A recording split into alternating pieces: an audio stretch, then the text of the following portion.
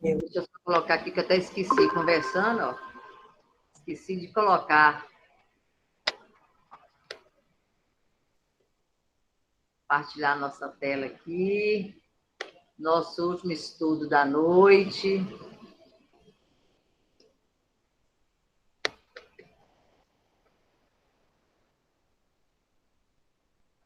Bom, hoje, com certeza, a gente vai findar, né, essa parte desses estudos. Falamos muito do pensamento, e sempre a gente vai estar falando da mente, do pensamento, porque nós estamos estudando sobre as enfermidades. Então, o vídeo que eu parei foi esse aqui, que eu vou reler para dar continuidade, né? A nossa posição... Coloca para apresentar a Fatinha para ficar maior. Verdade. Isso, ótimo. Obrigada. Aí, foi. Certinho. Só um pouquinho pra cá.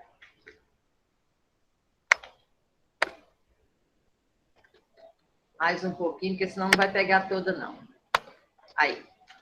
A nossa posição espiritual, ainda confinados, que nos achamos entre a animalidade e a angelitude, somos arremessados a interpretá-la como sendo o campo de nossa consciência desperta, a faixa evolutiva em que o conhecimento adquirido nos permite operar. Nós falamos semana passada, encerramos aqui nessas palavras de Emmanuel, então o nosso caminhar sempre está assim, né?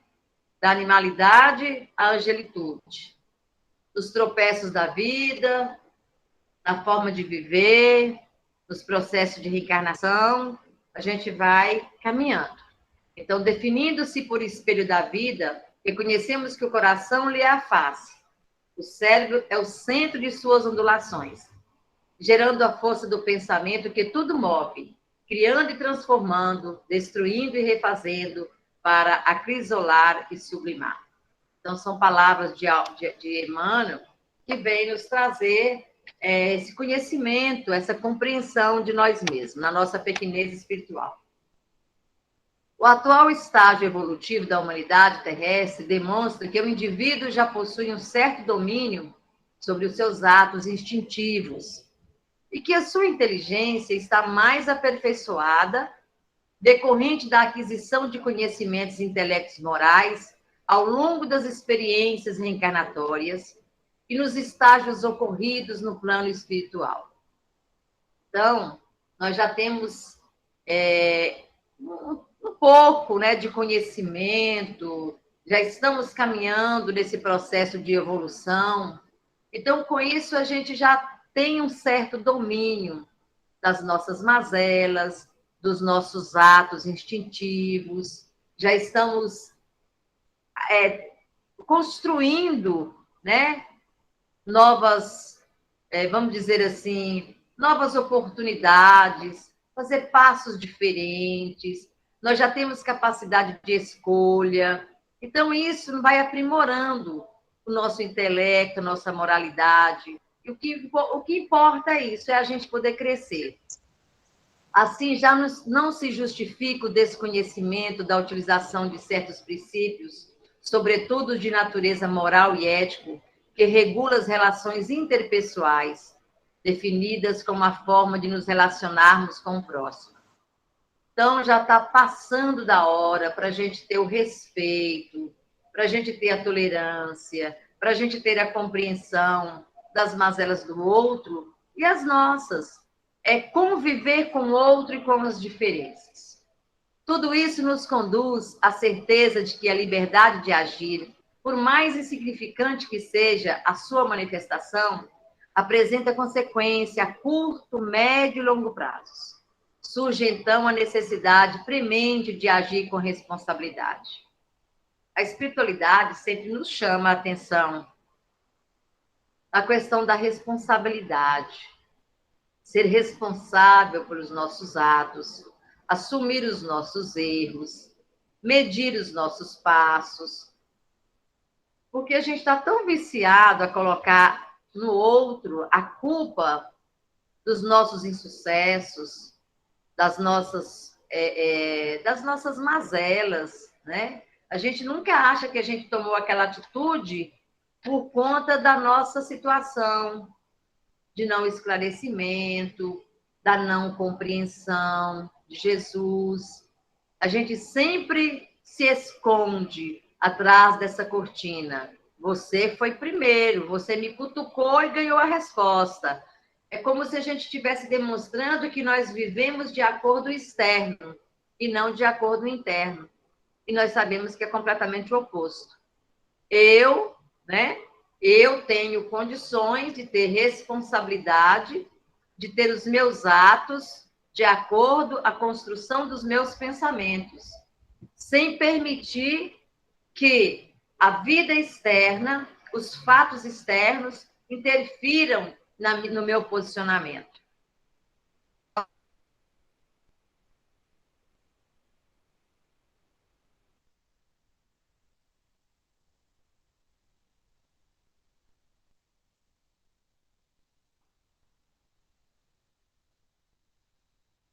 Sumiu sua voz.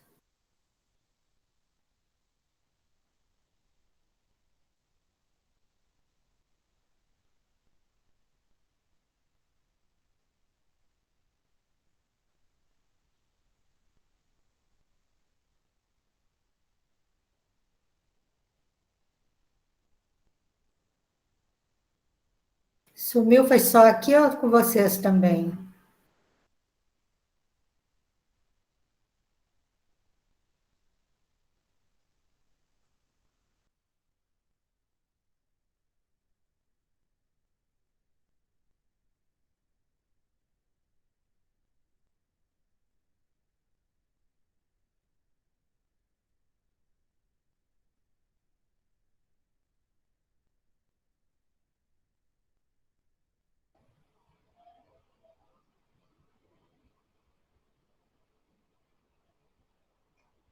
Gente, levei um tombo. Voltando. Acontece. A minha internet hoje está caindo toda hora, viu? Eu estudando, ela caindo. Está muito ruim hoje. Não, Então, pode paciência, seguir aí, a gente vai tranquilo. lá.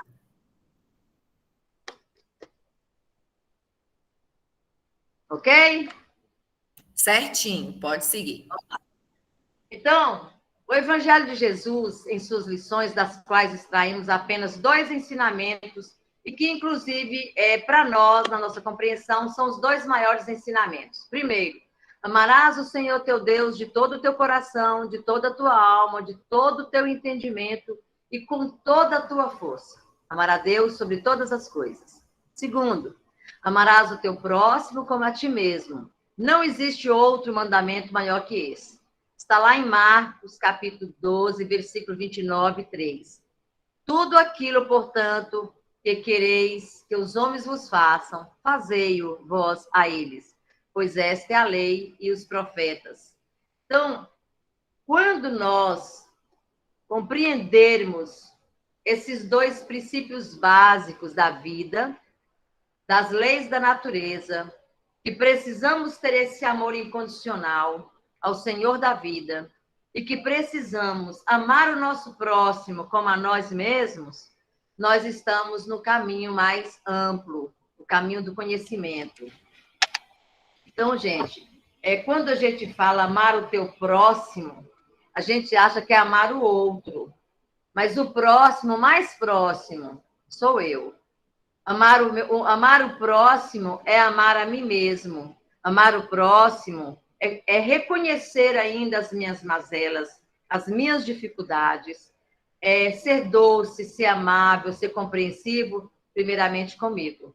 Porque eu só posso fazer pelo outro aquilo que eu conheço, aquilo que eu entendo e aquilo que eu sei. Eu não consigo amar o outro se eu não me amo. Então, quando Jesus fala que esse mandamento, amarás o teu próximo como a ti mesmo, ele é o segundo e o mais importante, é porque se a gente conseguir, no exercício diário e na nossa caminhada, executar esses dois mandamentos, todos os outros a gente tira de letra. Por isso que esses dois são os mais importantes. E a expansão da consciência, ela é a chave do despertamento do México interno que todos nós trazemos no íntimo da nossa alma, que só por ser chamado consciência atual já sai curando, refazendo caminhos e modificando as atitudes, gerando equilíbrio. Nós já temos o caminho, nós já temos a solução para muitas das nossas dificuldades da alma. Nós já sabemos, inclusive, qual o remédio para curar as nossas mazelas, as nossas dificuldades. As nossas dores da alma, elas vêm, elas afloram mediante as nossas atitudes que ainda estão baseadas no nosso instinto, no nosso ciclo vicioso de pensamentos maldosos, ainda da falta de tolerância, falta do perdão. Então, a doutrina tem nos ensinado que a vida, ela tem que ser vivida na sua simplicidade, na sua beleza, no exemplo da Mãe Natureza que nos ensina. Então, estamos sempre refazendo os nossos caminhos, estamos sempre modificando a nós mesmos. Então, essa expansão de consciência é a compreensão do mundo, né, como macrocosmo, e também o despertamento de nós como microcosmo, mas como criatura divina, centelha do Pai, e que estamos em um caminhar, em uma escola, no aprendizado da vida. Os estudos, o aprendizado, a mudança de postura, ela nunca terá fim, ela é eterna. Então, sempre estaremos dando um passo em busca de melhorar como seres humanos. A doutrina espírita, desde a sua codificação, sempre destacou a importância do bem pensar, do reflexionar, do conhecimento interno para o nosso crescimento, do desenvolvimento pessoal, mostrando que a importância do nosso pensamento, porque sabemos que o pensamento ela é força e ela atrai, tudo que pensamos atrai, então é força de atração criadora, realização de sonhos, na construção de perspectivas salutares para a vida e o futuro imediato. Tudo que nós pensamos, tudo que nós queremos, tudo que nós almejamos, tudo que nós sonhamos, muitas vezes a gente alcança. Mas é preciso saber pedir, assim como também é preciso saber pensar. O que é esse saber pensar? É dominar o nosso lado das mazelas, de deixar fluir todos os tipos de pensamento, e a gente vai tomando banho dessas energias, muitas vezes muito mais negativa do que positiva. Então, é necessário, a partir desse momento, que nós, da Casa Mensageiros da Luz, estamos tendo uma oportunidade ímpar dos estudos, do esclarecimento, dos temas que vêm da espiritualidade. É um estudo dirigido, que nos permite sempre estar buscando coisas novas, buscando coisas construtivas, que auxilia nós mesmos. Então, eu falo que esse estudo, ele é a lei moral, ele é o livro maior, porque é o ensinamento do Cristo, ele não só toca o lado da religião, ele toca no lado moral, ele atinge a nossa alma, o nosso espírito, de uma forma grandiosa. É por isso que a gente tem sempre escutado, abram as mentes, busque abrir os níveis de consciência, saia para o despertamento, chega de ficar dormindo, né? De ficar ali sempre naquele, ai, tá tudo muito bom, eu nasci assim, eu vou morrer assim. Acabou, não tem mais tempo para isso.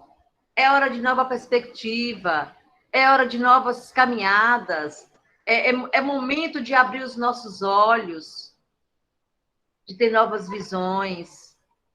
Então, esse caminho, ele é modificado a todo instante, ele gera a todo momento novos conhecimentos, novas estradas, novas visões e novos entendimentos. A beleza da vida é isso. A gente vai destrinchando, né? Quem eu sou de verdade? Quem era eu ontem? Quem sou eu hoje? O que eu mudei?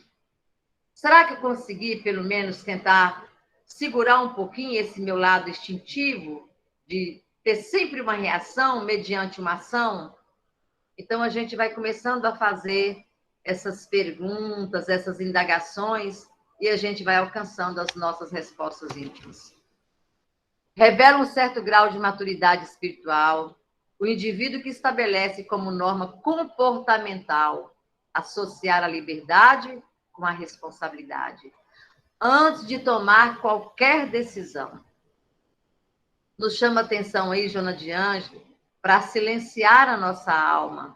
Quando a gente tiver que tomar alguma decisão, não tomar no quente, no momento de raiva, naquele momento assim de no afã da coisa, assim, vou fazer isso. Não.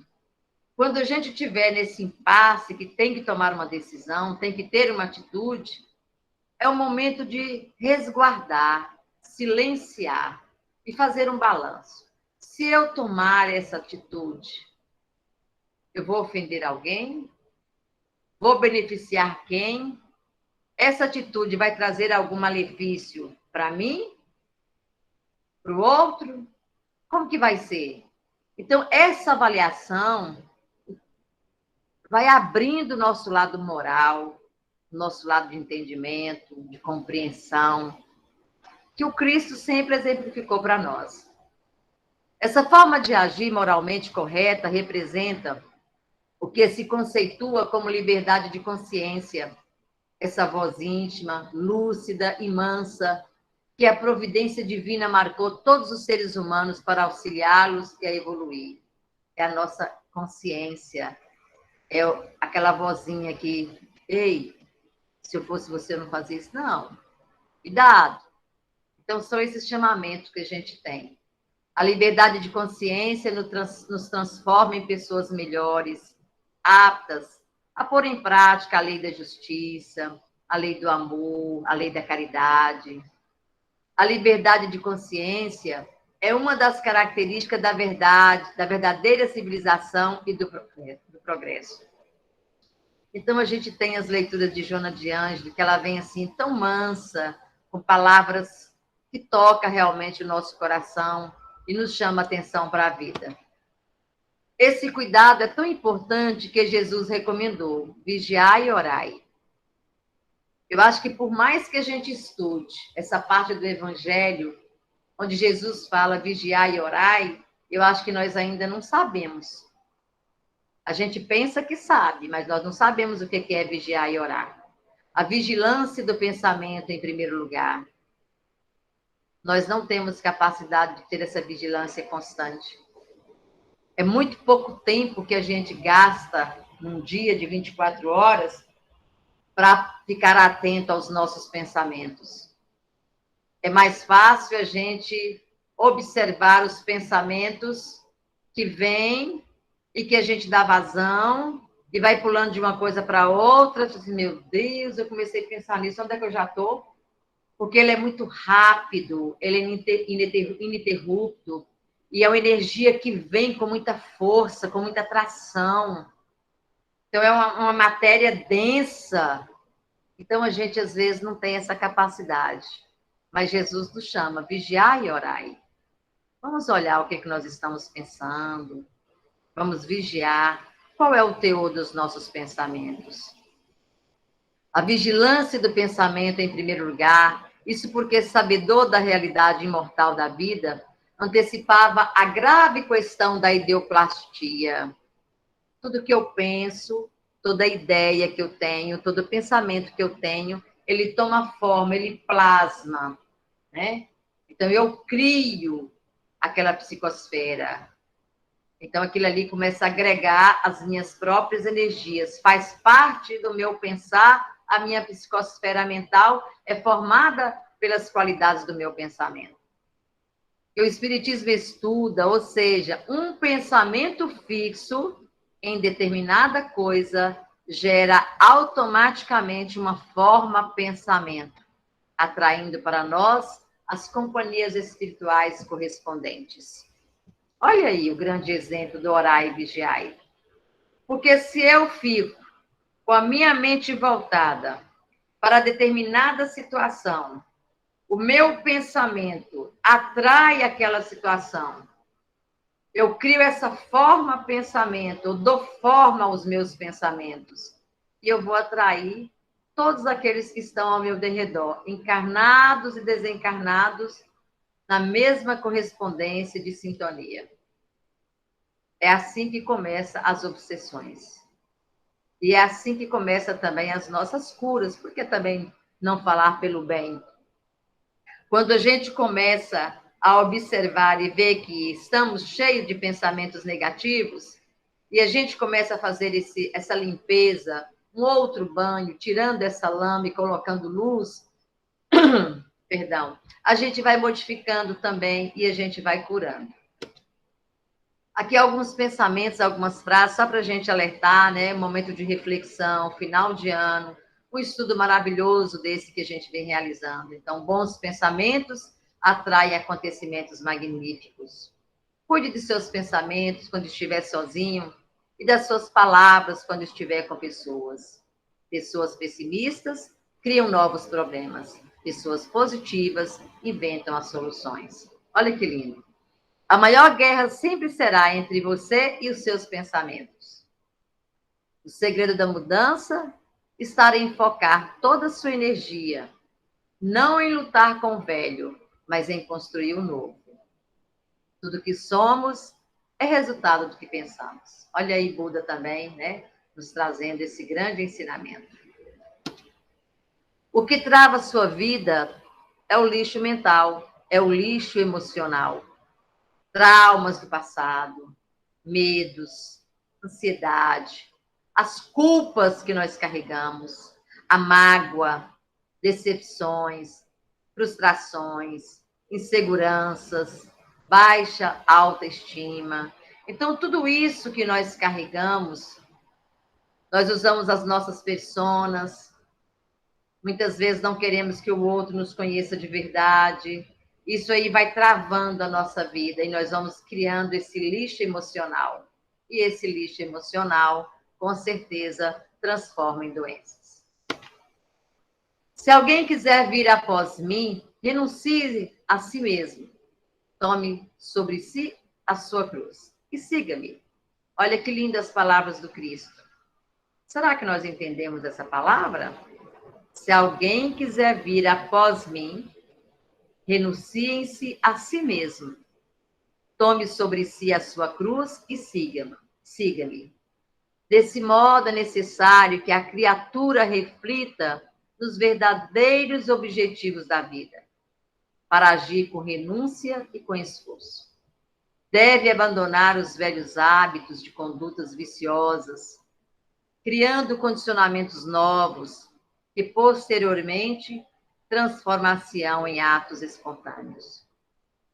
Tudo é uma questão de exercício. Se iniciarmos o exercício de vigiar os pensamentos, nós vamos nos deparar muitas vezes no dia, não sei o que eu estou pensando, o que eu estou pensando? E assim a gente começa a fazer essa caminhada. Se a gente coloca, eu preciso trabalhar a tolerância, e quando a gente deparar com situações que a gente já está acostumado a ser intolerante, a gente vai abrir a boca para falar e vai voltar, vai engolir as palavras. Não, eu vou ficar calada. Eu não vou ser intolerante. Então, minha gente, é tudo uma questão de exercício diário, constante. E se a gente perceber, quando a gente se propõe a fazer uma mudança, é interessante que a gente é testada a todo instante. De manhã você fala assim, eu vou para o meu serviço, mas eu não vou dar uma palavra, eu não vou fazer nada que demonstre que eu sou intolerante. Aquele dia é o dia que mais vai ter situações para testar a gente. E olha que maravilha. É bom que isso ocorra, porque se o dia for leve e tranquilo, a nossa mente vai dispersar e não vai acordar para isso. É por isso que fala que a doutrina espírita é de poucos. Realmente é de poucos. Por quê? Porque para ser espírita de verdade, para caminhar no caminho com Jesus, necessita de renúncia, necessita de muita responsabilidade, de doação, do exercício diário, da pontualidade, como a Elza bem colocou hoje, né? Aquele texto que ela colocou, de você ter assiduidade. Se você tem uma responsabilidade na casa, não deixe que qualquer motivo seja para que você fale, não vou lá hoje, não. Pelo contrário, hoje eu vou. Pode chover pedra, pode cair canivete, mas eu vou estar lá. Porque a minha proposta, ela é verdadeira, ela é séria, ela é de responsabilidade, ela é de determinação. Então, quando nós, pequeninos, assumimos essas verdades e temos essa postura na vida, a gente começa a enxergar a vida diferente. Porque você começa a fazer uma reeducação, você e sua vida, não só dentro de um centro espírita, mas dentro da vida como um todo, né?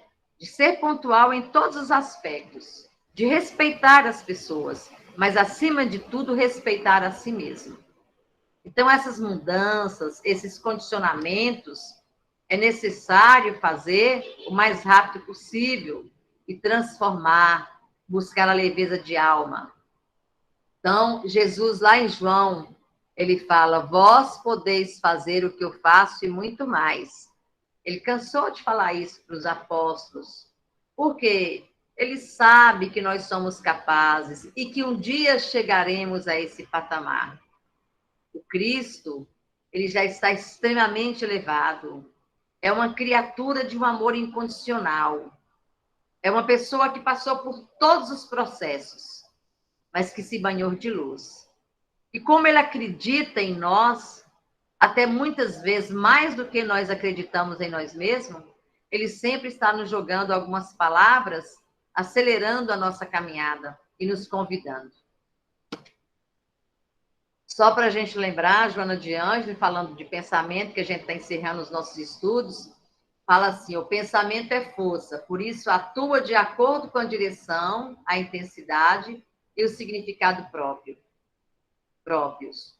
Pensar no amor e te sentirás afável. Cultiva a ideia do progresso e terás estímulos para porfiar, logrando êxito nos empreendimentos. Sustenta a ideia do bem e descobrirá qual de todos és como fruto do anelo vitalizado. Tudo pode ser alterado sobre a ação do pensamento. Ok? Para a gente pensar. Em busca da saúde emocional, a vontade é a grande disciplinadora dos pensamentos e sentimentos, cujo objetivo é gerar saúde emocional. Olha aí, a busca da saúde emocional é a vontade, é o querer fazer, é sair de nós mesmos em busca dessa força maior, que nos impulsiona a transformação.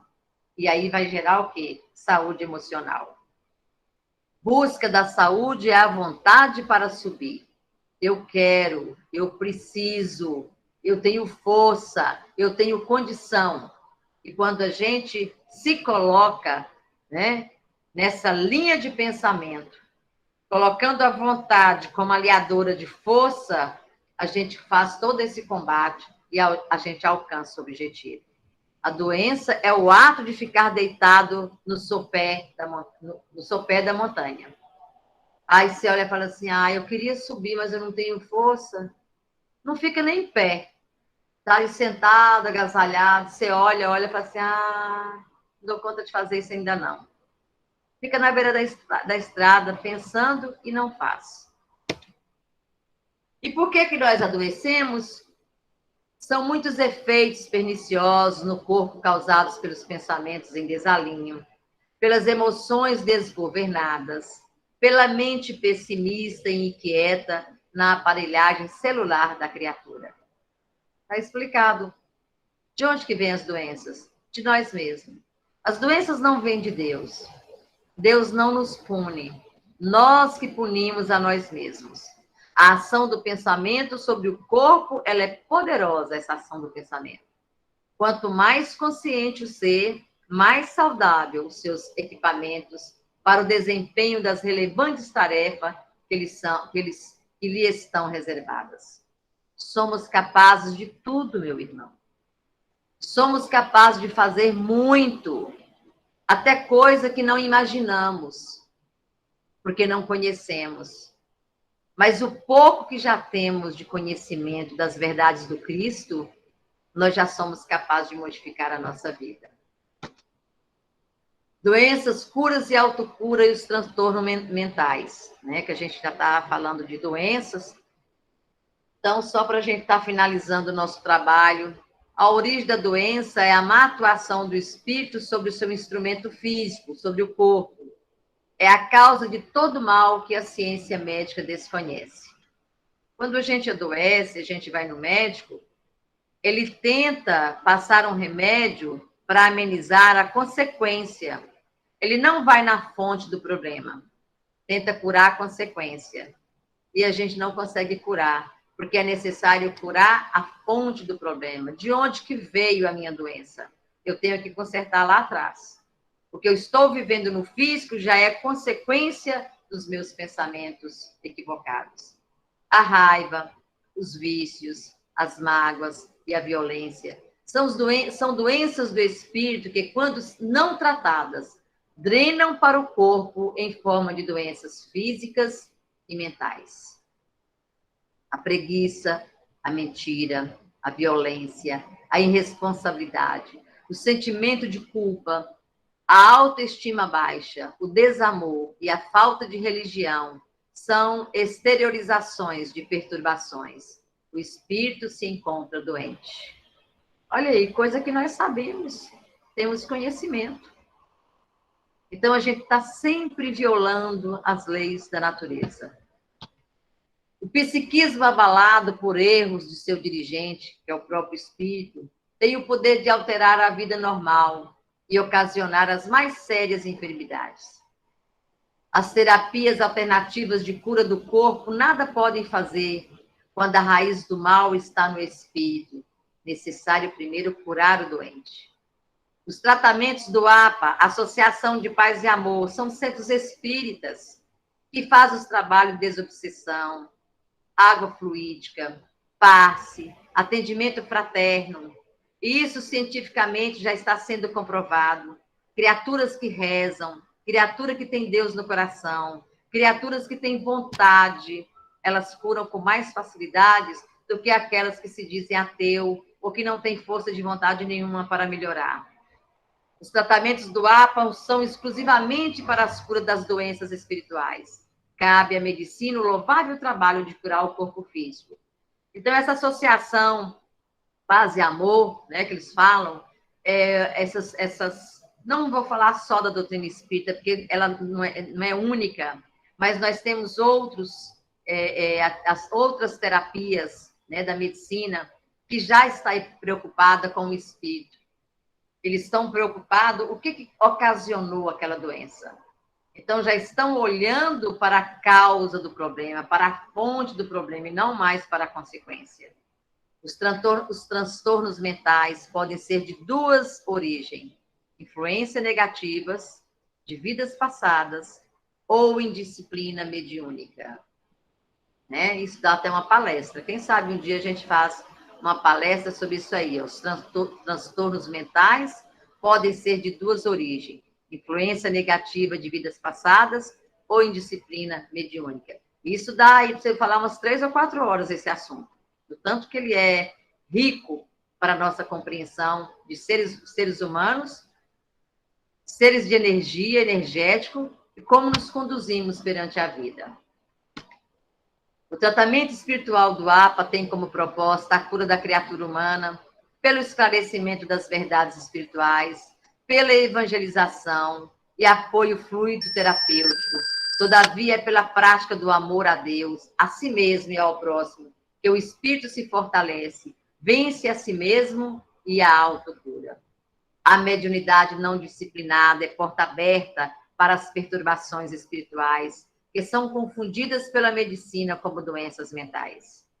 Nós temos vários hospitais pelo mundo inteiro que têm criaturas que nada mais são do que médios ostensivos, que têm uma capacidade imensa de estar em contato com o mundo espiritual, mas a não compreensão e os problemas mentais que isso traz faz com que as pessoas ou os médios doentes se isolem dentro de uma casa e são tidos como loucos. Isso é muito doído ainda, né?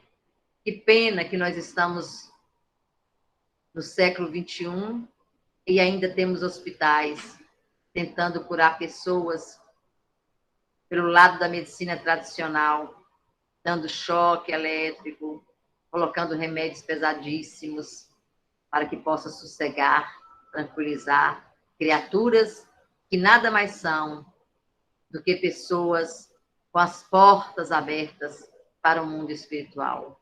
É uma grande pena isso. E as casas espíritas estão sempre preparadas para esses trabalhos e o chamamento daqueles que ali adentram doentes da alma. Por que adoecemos? Será a doença um castigo divino? Será que Deus nos criaria para sofrermos com câncer, AIDS, doenças mentais? Porque Jesus deixou claro que a doença é herança do passado, é uma herança do pecado. Imbuiu dentro de nós, né? Pecado. O que é o pecado? É porque é um passado, é um caminho errado. E esse caminho errado eu fiz um plantio e agora eu tenho que colher. O esclarecimento evangélico de Jesus, o esclarecimento espiritual, ele nos possibilita compreender isso e refazer as nossas caminhadas. Criar em nós possibilidades de buscar novos caminhos, de refazer, de reconstruir os nossos passos através das reencarnações. Então, as nossas doenças, criações de nós mesmos, e que essas mazelas, infelizmente, pelo filtro dos corpos sutis, eles se derramam no corpo mais pesado, onde as dores são atrozes, que é o corpo físico. Somos espíritos aprendizes estagiando num corpo de carne, espírito, corpo, e doentes e doenças. Então, é para a gente pensar sobre isso. Quando alguém sorri, todo o organismo sorri também. E aí a gente pensa, quando alguém chora, todo o organismo também chora. E já terminando, eu encontrei esse aqui que eu achei muito interessante na física quântica. Está aí nesse link embaixo, Físio Quântico, e fala o seguinte: por que continuamos recriando a mesma realidade? Por que continuamos tendo os mesmos relacionamentos? Por que continuamos tendo os mesmos empregos repetidamente? Por que continuamos recriando os mesmos sofrimentos e dificuldades em nosso dia a dia? Nesse mar infinito de possibilidades que existe à nossa volta, dentre elas a felicidade, amor, saúde, sucesso, prosperidades e infinitas outras, por que continuamos recriando as mesmas realidades? Não é incrível existir opções e potenciais que desconhecemos? É possível estarmos tão condicionados à nossa rotina, tão condicionados à forma como criamos nossas vidas, que compramos a ideia de que não temos controle algum? É fácil falar isso, né, meus irmãos? Não temos controle de nada. Fomos condicionados a crer que o mundo externo é mais real do que o mundo interno. Esse novo modelo de ciência é justamente o contrário. Ela diz que o que acontece dentro de nós é o que vai criar o que acontece lá fora. Experimentos científicos nos mostram que se conectarmos a cérebros de uma pessoa, a computadores e scanner, e pedirmos para olharem para determinados objetos, podemos ver que certas partes do cérebro são ativadas. E pedirmos para fecharem os olhos e imaginarem o mesmo objeto, as mesmas áreas do cérebro se ativarão, como se estivesse vendo os objetos. Então, o cientista se pergunta: quem vê os objetos? O cérebro ou os olhos? O que é a realidade? É o que vemos com o nosso cérebro ou é o que vemos com nossos olhos? Olha aí, vai ficar para a gente poder analisar. Perante tudo que já foi estudado, e são reflexões para finalizar. A verdade é que o cérebro não sabe a diferença entre o que vê no ambiente e o que se lembra, pois as mesmas redes neurais são ativadas. Então, devemos nos questionar o que é realidade. Estão lembrados dos estudos atrás? Pensamento, criação, né? O que é real? O cérebro ele não define o real do irreal. Aí, André Luiz, lá na doutrina de aplicação de Chico Xavier, vem. Cada consciência é um centro gerador de forças no movimento universal, cuja direção depende de si mesma. Pensar é criar. O destino recebe a forma que lhe impusermos, a maneira do vaso que exprima a imaginação do oleiro. A palavra vem depois da ideia. A ação é o cimento invisível. A obra é o pensamento coagulado. Renovar a mente no trabalho incessante do bem, cunhando valores positivos ao redor de nós mesmos. É estabelecer roteiros sempre novos para a vanguarda evolutiva. O Espírito, herdeiro divino do Supremo Senhor, traz consigo todas as sementes do céu para engrandecer a terra. Unidade atuante irradia-se através de 1000 modos, gozando ou sofrendo em seu cosmo orgânico, abençoa a reação das energias que projeta, o que o elevam ou convulsionam, de acordo com a intensidade dinâmica que lhes é característica.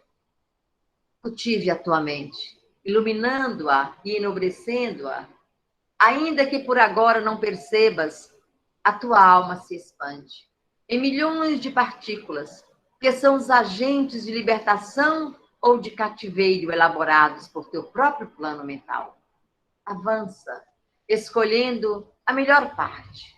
Diante do sofrimento e da morte, afirmou o mestre certa vez, não temas, crê somente. Segundo pensarmos, assim será. Olha que coisa interessante essas palavras de André Luiz. Faz uma síntese de tudo que já estudamos. Fala aí da vontade, da responsabilidade, do pensamento, das obras, da nossa criação. Fala da nossa consciência, do nosso grande gerador, que é o pensamento. Nos proporciona entender nós dentro de um macrocosmo, onde o Supremo Deus nos oportuniza caminhar, mesmo que em passos mais leves, mas tendo sempre na nossa bagagem a vontade de crescer, a vontade de elevar, a vontade de buscar a luz. É hora de sair da nossa zona de conforto. É hora de levantar e sacudir a poeira. É hora de libertar do nosso cativeiro.